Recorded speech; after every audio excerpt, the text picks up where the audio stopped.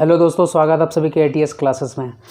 चलिए, गेट की प्रिपरेशन आपकी बहुत अच्छी चल रही होगी और दिसंबर का भी जो मंथ है वो कंप्लीट होने वाला है। मिड दिसंबर हम लोग पहुंच चुके हैं और धीरे धीरे जनवरी का भी मंथ कंप्लीट हो जाएगा, आपका एग्ज़ाम है। तो इस वीडियो में मैं आपको बताने वाला हूँ जो मैकेनिकल के जो गेट एस्पिरेंट है भाई, जिनको लग रहा है कि अब क्वालिफाई कैसे करें, मतलब जिनकी सिलेबस ही अभी कंप्लीट नहीं हुई है, तो वो कैसे इस टाइम अपने आप को जो मैनेज करें, जितने भी सारे सब्जेक्ट हो, टाइम मैनेजमेंट, या आपके टेस्ट सीरीज़ में नंबर कम आ रहे हैं तो इस टाइम क्या करें। अगर आपके पूरे सिलेबस कंप्लीट नहीं है तो फुल लेंथ टेस्ट सीरीज़ भी नहीं लगा सकते हो, ठीक है। तो उनके लिए सबसे पहली बात यहाँ पे इस वीडियो में डिस्कस करूँगा जो मैथ्स एंड रीजनिंग का जो पोर्शन आता है, ठीक है, जो 30 मार्क्स आपके लिए रामबाण होता है, उसको कैसे करोगे। अगर आप अच्छे से कर लेते हो तो भाई क्वालिफाई वाला जो नंबर आता है ना, मिनिमम क्वालिफाई करने की अगर आप बात करते हो तो उस पर इजीली पहुंच जाते हो। बाकी कुछ टेक्निकल सब्जेक्ट से अगर आप नंबर ले आते हो, और जो बच्चे बहुत ज़्यादा भी अच्छे रैंक भी लाते हैं ना, उनको भी ये जो रीजनिंग पोर्शन और मैथ्स पोर्शन होता है ये बहुत अच्छा करना होता है। तो मैंने भी फर्स्ट अटैम्प्ट जब दिया था आपका 2017 में, उस टाइम मेरे नंबर आए थे 53 के अप्रॉक्स में। तो देखो उस टाइम मैंने क्या गलती किया था, मैं आपको ये बता रहा हूँ कि जो रीजनिंग का पोर्शन है मैं कभी रिविज़न नहीं किया था, इसलिए जब एग्ज़ाम हॉल में भी गया तो वो पोर्शन मैंने उसको टच भी नहीं किया। तो मैंने बहुत बड़ी, मतलब 15 नंबर तो ऐसे ही चले गए मेरे, समझ रहे हो। तो मैथ्स और रीजनिंग को कैसे अच्छा करना, सबसे पहले मैं आपको यहाँ पे कुछ बताने वाला हूँ।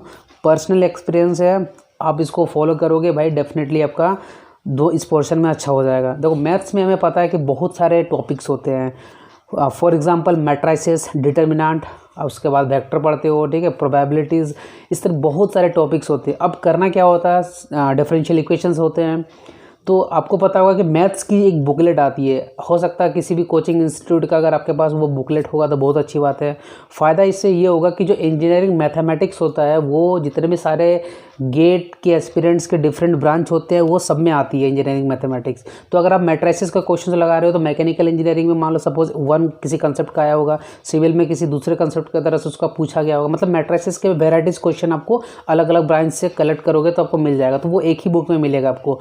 तो मेरा क्या फंडा रहता था कि सबसे पहले तो जितने भी सारे आपके मैथ्स के टॉपिक है उन सारे टॉपिक्स के फॉर्मूले एक बुकलेट में होना चाहिए।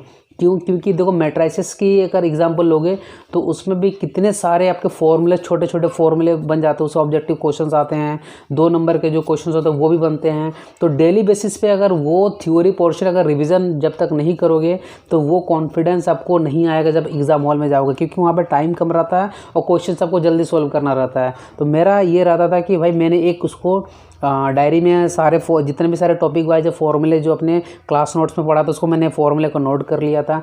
डेली बेसिस पे फॉर्मूलेज को, सारे फॉर्मूले को देखो।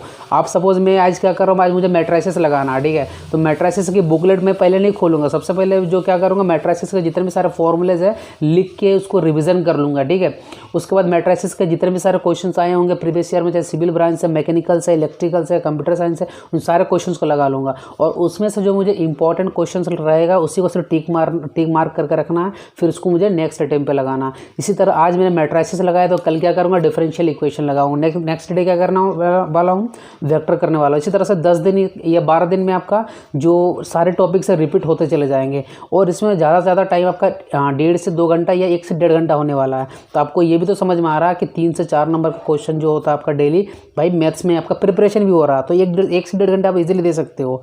तो मैथ्स में आप ये करो कि अपना थ्योरी पोर्शन को रिवीजन करो, डेली बेसिस पे कोई एक टॉपिक उठाओ, उस टॉपिक से क्वेश्चंस लगाओ, इंपॉर्टेंट क्वेश्चंस को मार्क करो, और भाई अगर टेस्ट सीरीज जो आपके है ना उस टॉपिक से वो दे दो। ये मैं दो फुल लेंथ की मैं इसलिए नहीं बोलूँगा कि अगर आपको लग रहा है कि मेरा कंप्लीट अभी नहीं हुआ तभी देना। अगर टेस्ट सीरीज इस टाइम नहीं देना है टॉपिक वाइज तो भी कोई दिक्कत नहीं है, बट प्रीवियस ईयर के सारे क्वेश्चन जो अगर आपने टॉपिक का रिविजन की हो, थ्योरी वाला पोर्शन, उसका सारे क्वेश्चन आप उस टॉपिक से लगा लो। मैथ्स में ये स्ट्रेटेजी फॉलो करो सारे टॉपिक के लिए, ठीक है, और हर 10 दिन के बाद ये आपका रिपीट होते चला जाएगा।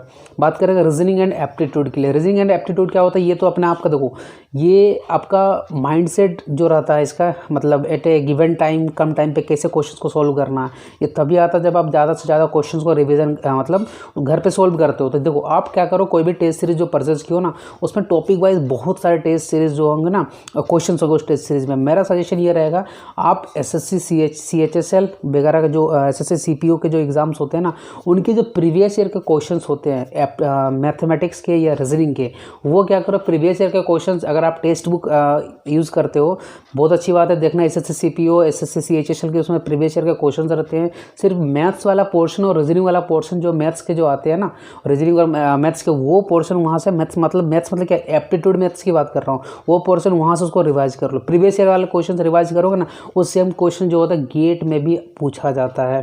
तो ये अगर आप डेली 3 घंटे अगर इस तरह से रीजनिंग में दोगे और मैथ्स में दोगे, तो ये जो 30% वेटेज है आपका गेट एग्ज़ाम में, वो आप उसमें बहुत अच्छा कर जाओगे।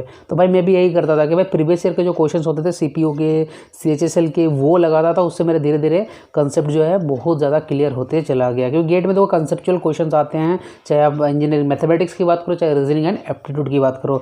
बाकी इंग्लिश वाला पोर्शन तो पैराग्राफ रहता है, और बाकी जो भी चीज़ रहता है इंग्लिश जितना पढ़ोगे कम हो जाएगा, तो भाई वो छोड़ दो, उस जो आएगा उसको एग्जाम हॉल में देख लिया जाएगा। बट मैथ्स और रीजनिंग, उसके बाद इंजीनियरिंग मैथमेटिक्स के लिए ये फंडा यूज़ करो कि इंजीनियरिंग मैथमेटिक्स में थ्योरी पढ़ना है, टॉपिक वाइज उसका क्वेश्चन लगाना है, जो प्रीवियस ईयर की आपकी बुकलेट रहेगी उसको डेली नया नया टॉपिक हमको रिवाइज करते चले जाना है।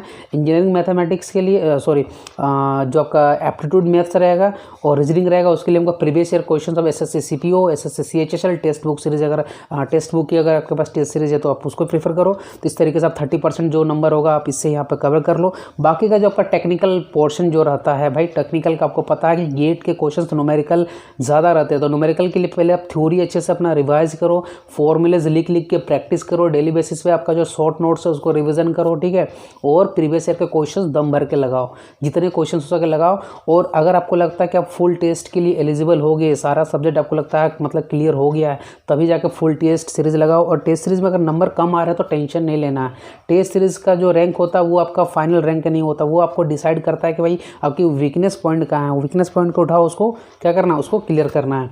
तो टेस्ट सीरीज का रैंक से आपको कभी भी अपने आप को जज नहीं करना, वो आपको सिर्फ आपका जो वीकनेस पॉइंट वो बताता है, उसको फाइंड आउट करो और उस पर फिर काम करना है, ठीक है। इस तरीके से फिर प्रिपरेशन करो।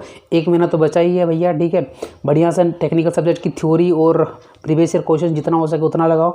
अपना जो सोर्स लिमिट है आपका इस टाइम लिमिट कर दो। सोर्स मतलब पढ़ने का जो आप इधर उधर से बहुत सारी चीज़ें पढ़ते हो ना, इस टाइम लिमिट कर दो। Only get previous year question और आपका क्लास नोट्स पे स्टडी जो आपने किया है क्लास नोट्स वो रहेगा और शॉर्ट नोट्स रहेगा, बस ये रहेगा आपके पास और कुछ नहीं। और उसी को बार बार रिवाइज करते चले जाना ताकि माइंड सेट आपका ये बन जाए कि हाँ भाई मेरा ये सारा टॉपिक अब क्लियर है। और डेली बेसिस पे अपना टाइम जो शेड्यूल है उसको बना लो कि मुझे मैथ्स में इतना देना है, रीजनिंग एप्टीट्यूड में इतना देना है, टेक्निकल सब्जेक्ट जो आप पढ़ रहे हो उसमें कितना देना है, टेस्ट सीरीज में कितना देना। इस तरीके से आप 1 महीना पूरा फॉलो करो भैया, आपके गेट में अच्छे रंग आएंगे, ठीक है। तो कुछ डाउट रहेगा तो कमेंट सेक्शन में भाई पूछ सकते हो, मैं वहाँ पे आपको रिप्लाई करूँगा। तो आई होप इससे कुछ आपको यहाँ से फ़ायदा मिला होगा इस वीडियो से। तो मिलते हैं फिर नेक्स्ट वीडियो में। So guys thanks for watching this video.